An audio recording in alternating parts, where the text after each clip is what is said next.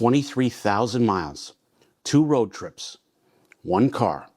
Total cost for the year, $3,459. The average American now pays that much to their lender in only 4 months. The average new car payment right now is $777 a month. That's $9,324 a year. Over a 60-month loan, you've handed the bank nearly $47,000. And at the end of it, that same car is worth about half of what you paid. With the average new car price now hovering just under $50,000, plenty of buyers are stretching these loans to 7, even 8 years just to make the payment work.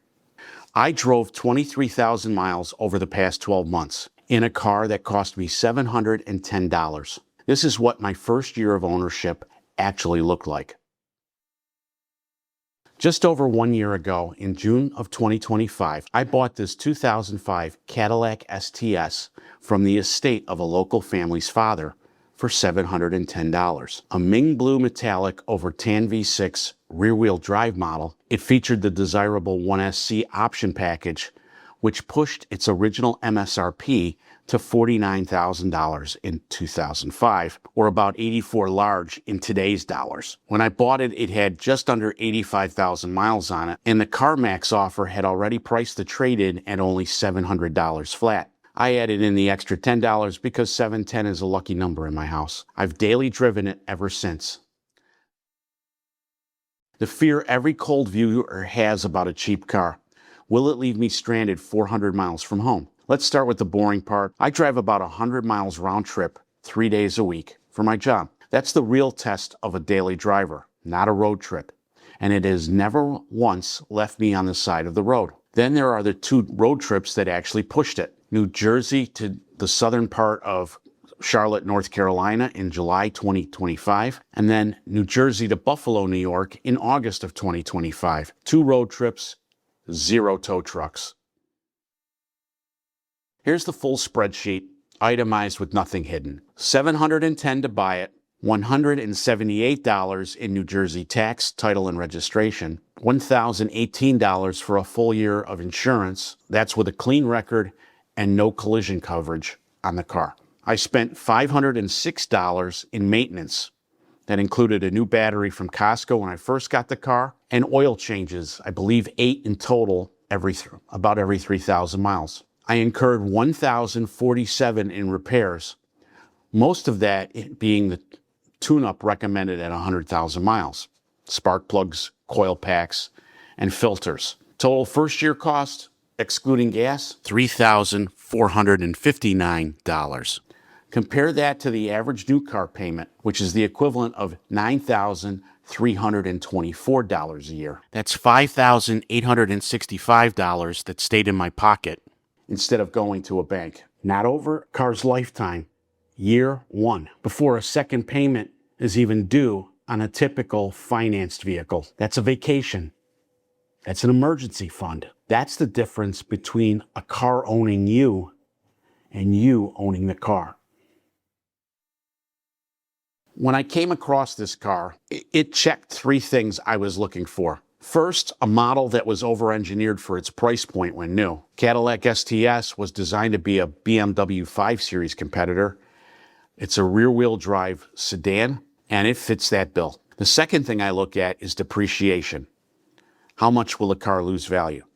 At $700, the car was already at the bottom of its cliff, and that has remained so for the past year. The third thing I look for, a repair history I could verify before I handed over $1. The Carfax on this car was clean, and it looked like it had been taken care of over its lifetime. In a future episode, I'm going to show you exactly how I run that 3-part test, as well as the 5 cars I'd put on a short list right now for $3,000 or less. Now, I'm not going to sit here and tell you this car is perfect. Let's start with the engine. The 3.6-liter V6 in this thing drinks oil. Despite me drilling out the PCV valve, that's a known issue with this generation, documented across owner forums long before I ever bought the car. Consequently, I check the dipstick every other fill-up now. It's not a line item in that table, it's just a habit I've built. Then there's the door handles. The front 2 work when they feel like it. Some morning the car reminds me it's Deep down, it's a hoopty when I have to reach over from the other side just to get in. I haven't chased down a fix because honestly, it hasn't cost me a dime, and it's never once stranded me, because at worst case, I can use a traditional key to get in the driver's door. This is one of the early examples of backup sensors in a car, and the ones in this one are dead. I don't know if it's a fuse, but in order to troubleshoot it, I'd have to pop the bumper to find out why.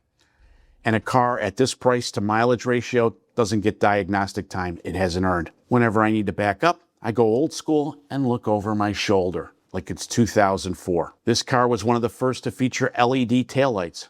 While they are a cool design, when some of the LEDs stop working, you don't replace a bulb, you have to replace the whole taillight. After 20 years, you're rolling the bones trying to buy a used one that still has all of the LEDs working. And they typically cost anywhere from $150 to $200 for a used taillight. When the radio is off, you can hear the blend motors in the dashboard. They almost sound like they have a gas problem. That's why I turn up the radio, and it's not a problem. Add in 3 tire pressure sensors that quietly stop transmitting, and a set of front seats that remind you they're 20 years old somewhere around hour 4 of a road trip. And that's the honest list with this car. None of that shows up in the total cost column, but it's real. And if I left it out, that delta wouldn't mean anything because you couldn't trust the rest of the numbers either. So after 23,000 miles, what's it actually worth today? $700. Same as when I found it. That's the quiet secret of daily driving a 20-year-old car. There's almost no cliff left to fall off of. You're not losing value you didn't already lose a decade ago. Now, I'm not going to tell you to go buy a $700 car. I am going to tell you that the bank is counting on you believing you can't. 23,000 miles, 2 road trips, and a total year 1 cost says otherwise. Here's my ask. Run your own numbers, not the payment, the full year 1 cost. Insurance, maintenance, repairs, the whole picture. Then tell me what your delta looks like. I read all the comments. I'm Rudy Samsel. This is Guys with Rides. Subscribe if you want more of this content. How many of you have a classic or collector car sitting in the garage right now that you know you should sell? I wrote a guide to fix exactly that. 5 modules: rating, pricing, venue, photography, and a 90-point inspection checklist. $19.99. One time. Not a subscription, not a course. Just the actual information you need. Scan the QR code or use the links in the description. And now back to this episode of